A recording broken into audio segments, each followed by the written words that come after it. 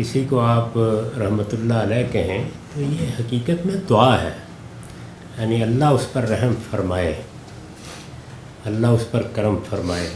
ये दुआ हर एक को दी जा सकती है, जिससे अल्लाह ताला बराह रास्त रोक ना दे। जैसे सैयदना इब्राहीम को उनके वालिद के बारे में रोक दिया गया, आप किसी के बारे में भी दुआ कर सकते हैं। यानी रहमत अपनी पदा में हिदायत है। इस दुआ का मतलब ये है कि अल्लाह ताला तौफीक दे, सही बात को लोग समझे, जानबूझ के उसका इनकार न करें और आगे भी उनके लिए अल्लाह आसानी पैदा करे। तो दुआ में लुग़वी लिहाज से तो कोई चीज़ माने नहीं है, लेकिन बहुत सी चीज़ें तहज़ीबी रवायत के तहत अपना एक ख़ास इस्तेमाल पैदा कर लेती हैं। तो हमारे यहाँ तो अगर आप मुझे भी रहमतुल्लाह अलैह कह दें तो इस पर फतवा लग जाए।